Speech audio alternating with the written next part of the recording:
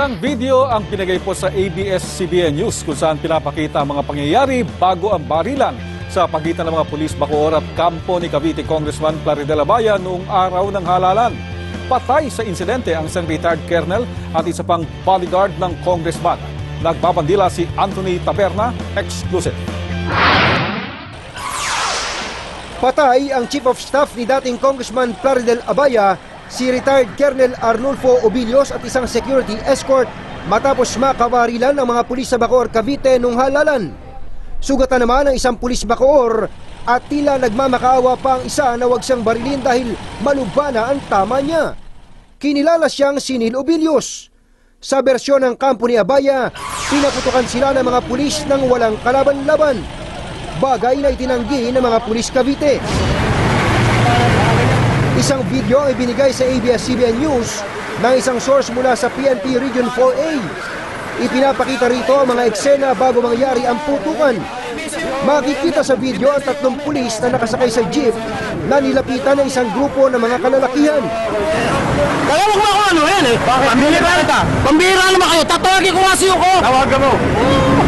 Tawagin mo. Sige, umawa ka pa sa baril mo. Kasama rito sina Congressman Abaya, Obillos at isang escort na sundalo. Umpisa pa lang, nagkainitan kagad.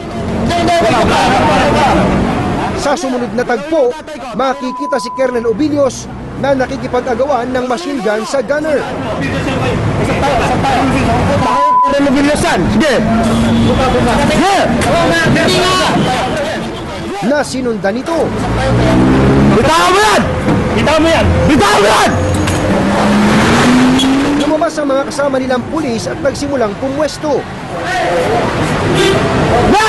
Makalipas ang ilan pang sandali, naputol na ang video. Ayaw magsalita ng Cavite Police tungkol sa lahat ng detalye ng video, pero ipinapalagay daw nila na ito'y kuha ng anak ni Colonel Obillos. Pero sabi ng Cavite Police Director, kaya nagtatago ang mga pulis ay dahil naagaw daw ni Colonel Obillos ang machine gun pero di nakuha sa video. Sa tuwing hinahawakan ni Colonel Obillos yung machine gun at itinotok doon sa paparating na pulis, sa ganun klase ng na high-powered yon, talagang magtatago ka. Hindi lang daw may kasama ng retiradong koronel ang caliber 60 at ang intensyon, sila'y paputukan. Ganito ka-busy ang kalsadang ito sa Bacoor, Cavite, kaya't ayon sa mga pulis, kung hindi nila ginamitan ng puwersa si Colonel Obillos na noon ay hawak umano ang machine gun, malamang hindi lang 2 ang napatay kundi mas marami pang buhay ang nalagas noong hapon ng Mayo 10. Inamin ng kampo ni Abaya na si Neil Obillos ang kumuha ng video pero pinutol daw ito ng pulis. Di raw ipinakita ang eksena na sumuko na sila at bumaba na si Colonel Obillos. Hindi rin daw inaagaw ng kanilang grupo ang armas ng pulis, kundi pinipigil lang ito ng asta ng magpapaputok.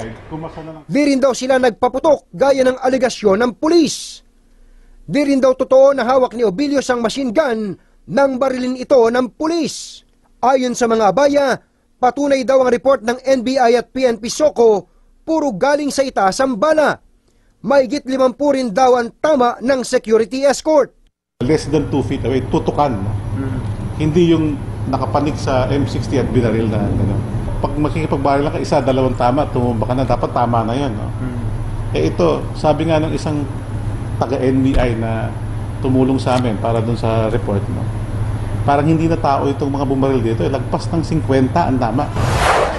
Inakusahan ng mga Abaya ang pulis na sadyang nagko-cover up sa kaso at sinisira ang mga ebidensya. Hiniling nila ang hiwalay na investigasyon ng NBI sa insidente.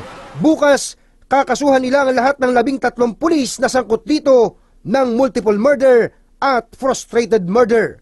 Para sa Bandila, Anthony Taberna.